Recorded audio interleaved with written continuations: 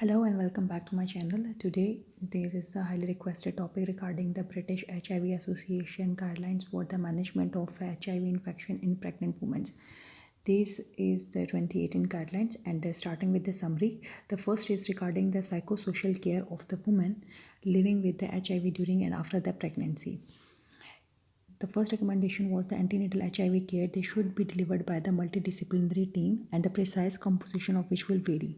The second is the assessment of the antenatal and postnatal depression. They should be undertaken at the booking and at 4 to 6 weeks postpartum and 3 to 4 months postpartum in accordance with the NICE guidelines.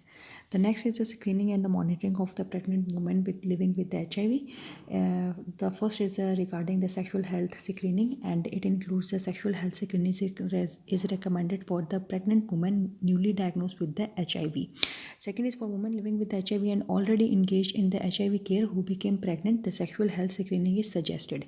And the third is the genital tract infections. They should be treated according to the BASHH guidelines.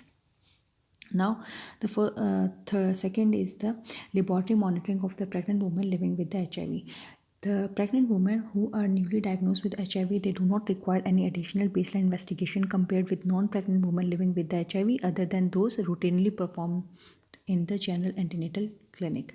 The HIV resistant or the resistance testing, they should be completed and results available prior to the initiation of the treatment, except for the late presenting women, and the women, they should be encouraged to continue CART post delivery, but where they choose to stop the CART, a further resistance test is recommended to ensure that the mutation are not missed with the reversion during the off treatment period.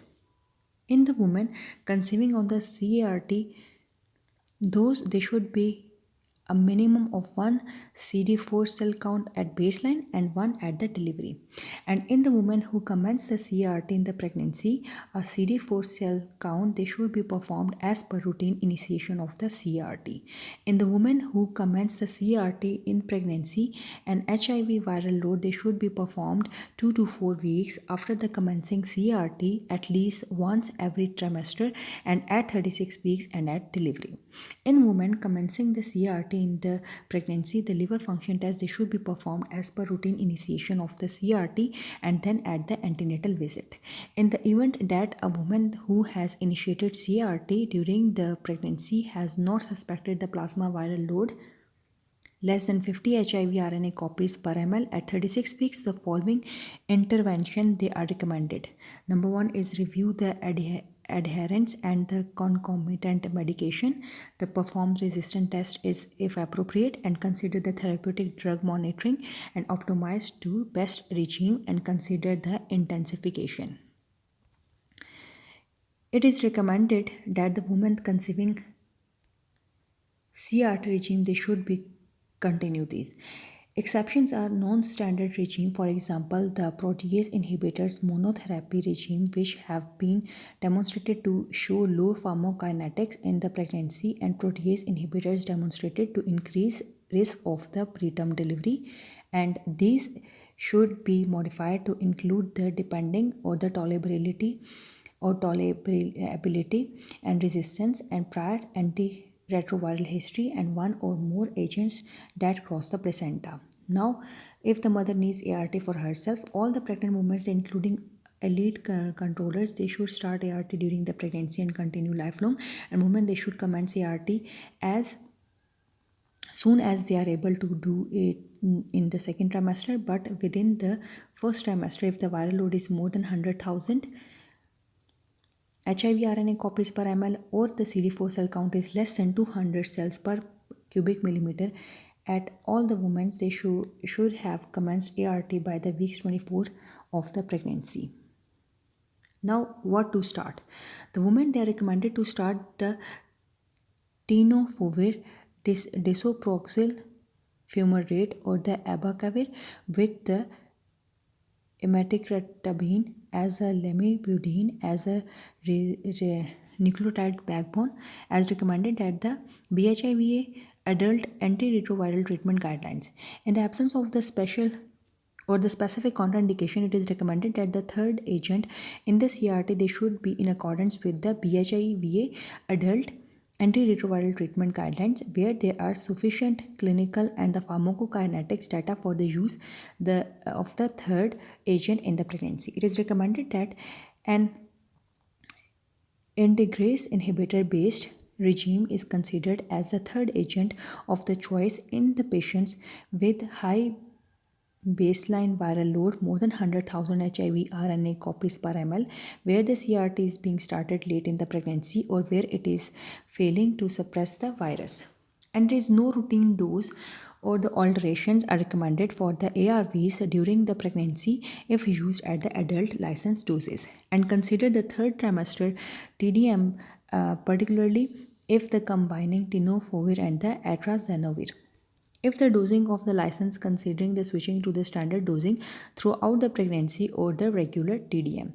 The Daro or the Dranavir, they should be prescribed at the twice daily dose if the known resistance and the consideration they should be given to using this high dose Dranavir is initiated in the pregnancy. All the women are recommended to commence the lifelong CRT. They are the women decline CRT despite or the ongoing counseling and support to start the therapy. Zidovudine monotherapy is a non-preferred option in the women refusing the CRT who have a baseline of viral load less than 10,000 HIV RNA copies per ml and a CD4 cell count more than 350 cell per millimeter cube, and who consent for to a cesarean section. Now, women not on the, if the woman is not on the treatment, a woman who presented after the 28 weeks, they should be commence CRT without delay. If the viral load is unknown, such that or if it is more than 100,000 copies per ml, a 3 or 4 drug regime that includes the raltegravir is suggested. For the detailed or how to manage an untreated or woman presenting in the labor at home, please you have to notify the section 8.1.6, which we will discuss later in this video. And all the women, they should be given at start dose of the nevirapine 200 milligram, and commence a fixed dose of zidovudine with the lamivudine and raltegravir, and the receive IV zidovudine for the duration of the labor. And now on the diagnosis of a new HPV infection, confirmation of the viremia with the quantitative HPV DNA E antigen status, as well as the HAV and HCV and HTV screening and test to assess the hepatitis or hepatic inflammation, fibrosis, and the liver functions are recommended. Liver function tests, they should be repeated at 2 and 4 weeks after commencing ART to detect the evidence of the hepatotoxicity or the immune reconstitution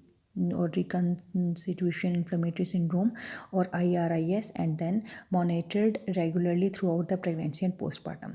Since there is no evidence of any adverse effect or the maternal or the neonate health, if the woman they become pregnant while taking the ART during or active against HPV treatment, they should be continued. Tenofovir or the DF and emtricitabine and the lamivudine, they should form the backbone of the antiretroviral regime in the pregnancy or in the treatment naive patients with the wild type HIV HBV infections and no contraindication to any drug. If the tenofovir is not currently part of the ART, it should be added. And lamivudine and emtricitabine may be omitted from the antiretroviral regime and the tenofovir given as the sole anti-HPV agent. There is a clinical or the genotypic evidence of the lamivudine or the emtricitabine resistance HPV or HIV. Lamivudine or the emtricitabine, they should not be used on the only active drug agent against HPV in the CRT because of the likelihood of emergence of the HPV resistance to these agents. Emtricitabine, they have potential antiviral benefits over the lamivudine and is co-formulated with the tenofovir TDF and the TF and appear to be equally safe during the pregnancy, and hence it is preferred option to be given, and tenofovir is in the co-infection. If the HIV non-immune HPV co-infected Women HIV vaccine is recommended after the first trimester as per the normal schedule 0 and 6 months. Unless the CD4 cell count is less than 300 cell per cubic millimeter when an addition dose 0, 1 and 6 months, they may be indicated. CRT active agents, both the HPV and HIV, they should be continued in all the HPV co-infected women post-delivery. Hepatitis flares that occurs after the delivery, they should be managed consequently with the careful monitoring. In the absence of the obstetrical complications, the normal vaginal delivery they can be recommended if the mother has fully suspected suppressed HIV viral load or the CRT, irrespective of the HPV viral load. Neonatal immunization with or without HBIG, they should commence within 24 hours of the delivery. Now, if there is the hepatitis C virus, on the diagnosis of the new hepatitis C virus, the confirmation of the HCV viremia with the quantitative RNA and the genotype, the assessment of the hepatic inflammatory or the inflammation, fibrosis, and the liver function tests and the concomitant liver disease, they should be performed. And liver function tests, they should be repeated 2 and 4 weeks after the commencing the ART to detect the evidence of the hepatotoxicity or the IRIS, and then monitor the regularly throughout the pregnancy and postpartum. The co-infection or the co-infected mothers with the HIV, they should not be treated for the HIV with the ribavirin based DAA therapies, and all the women who discover that they are pregnant while receiving the treatment, they should discontinue both the therapies immediately. Co-infected or the co-infected women of the childbearing age wishing to get the pregnant, they should be prioritized for the DAA based HCV therapy. And the vaccinations against HPV is recommended for all the HCV co-infected women after the first trimester unless already immune. If or in all the HIV non-immune HPV co-infected women, HIV vaccine is recommended and after the first trimester as per or the normal schedule 0 and 6 months. Unless the CD4 cells is less than 300 cells per millimeter cube, when an addition dose 016 months, they may be indicated. In the absence of the obstetric complication, normal vaginal delivery they can be recommended if the mother is receiving the effective CRT for the HIV irrespective of the HCV load. And CRT they should be continued postpartum in all HCV patient and HIV co-infected women regardless of the HCV viremia and fibrosis and stage CD4 cell count. Now the obstetrical management. In the antenatal care, the fetal ultrasound imaging they should be performed as per national guidelines and regarding or regardless of the maternal HIV status. The combined screening test for the trisomy 21 is recommended as this has been the most and best sensitive and specificity and will minimize the number of the women who may need the invasive treatment. Invasive prenatal diagnosis testing they should be performed until or after the HIV status of the mother is known, and they should be ideally be deferred until the HIV viral load has been adequately suppressed, such as less than 50 HIV RNA copies per ml. If no on the or not on the CRT and the invasive diagnostic test procedure, they cannot be delayed until the viral suppression is achieved. It is recommended at the moment they should commence the CRT to include the raltegravir and be given in a single dose of the nevirapine 2 to 4 hours prior to the procedure. And external cephalic purging they can be performed in the woman with the HIV. Now moving towards the mode of the delivery, the woman taking CRT a decision regarding the recommended mode of delivery they should be made after the HIV viral load results at the 36 weeks. For the woman with a plasma viral load of less than 50 international or 50 HIV RNA copies per ml at 36 weeks and in the absence of the obstetrical contraindication, a planned vaginal delivery is recommended. For the woman with the plasma or the viral load of the 50 to 399 HIV RNA copies per ml at 36 weeks, the PLCS or the planned load segment cesarean section, this should be considered taking into account the actual viral load and the trajectory of the viral load, length of the time, and the delivery adherence issues, obstetrical factors, and the woman views. Where the viral load is more than 400 HIV RNA copies per ml at 36 weeks, planned load segment cesarean section is recommended. In the woman whom a vaginal delivery has been recommended and the labor has commenced and the obstetrical management, they should follow the same guidelines for the HIV negative population. And the vaginal birth after cesarean section, they should be offered to the woman with the viral load less than 50 HIV RNA copies per ml. Where the indication of the planned load segment cesarean section is the prevention of the vertical transmission, the planned load segment cesarean section they should be undertaken at between 38 and 39 weeks of the gestation. In all the cases, of the term pre-labor spontaneous rupture of the membrane, the delivery they should be expedited. And if the maternal HIV load is less than 50 HIV RNA copies per ml, immediate induction of the labor is recommended with a low threshold for the treatment of the intrapartum pyrexia.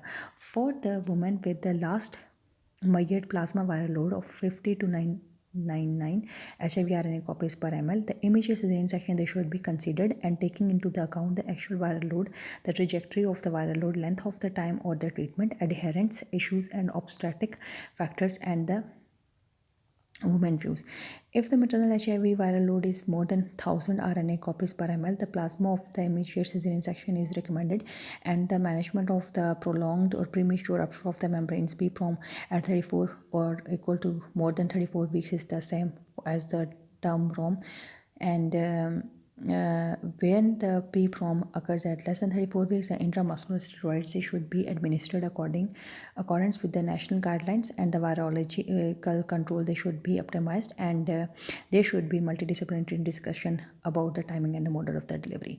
Now, what to do in the intrapartum intravenous infusion of the zidovudine? The intrapartum intravenous zidovudine infusion is recommended in the certain circumstances where the woman with the viral load of more than 1000 HIV RNA copies per ml, the plasma, and who present in the labor or with the ruptured membranes, and or who are administered for the planned cesarean section. For the untreated patient, the presenting in the labor or with the ruptured membranes in whom the current viral load is not known, and there are no data to support the use of the intrapartum intravenous zidovudine infusion in the woman on the CRT with the plasma HIV viral load less than 1000 HIV RNA copies per ml. Now, the neonatal management, and they are divided into categories with the very low risk, the low risk, and the high risk. In the very low risk, the 2 weeks zidovudine the monotherapy is recommended in all if the criteria is met, like the mother has been on the CRT for the longer than 10 weeks, and the 2 documented maternal HIV loads less than 50 HIV RNA copies during the pregnancy or at least 4 weeks apart, and the maternal HIV viral load is less than 15 HIV RNA copies. And if the neonate is low risk, extend to the 4 weeks sensitivity immunotherapy, and if the above criteria is fulfilled but the maternal viral load is less than 50 HIV RNA copies or after the 36 weeks. If the baby born prematurely less than 34 weeks but the more recent maternal HIV viral load is less than 50, and if the neonate is high risk, they use the combination of the PEP if the maternal birth HIV's viral load they known to be likely to be more than 50 HIV RNA copies on the day of the birth, and if uncertainty about the recent maternal adherence or if the viral load not known, and the neonate PEP they should be commenced very soon after the birth, and certainly within 4 hours. In the context of the non-maternal resistance to the zidovudine, the very low risk or the low risk zidovudine monotherapy is still recommended for the infant PEP. And in the context of the if the high risk combination PEP indicated and there is a history of the documented maternal zidovudine and the naviparin resistance, they seek the expert advice.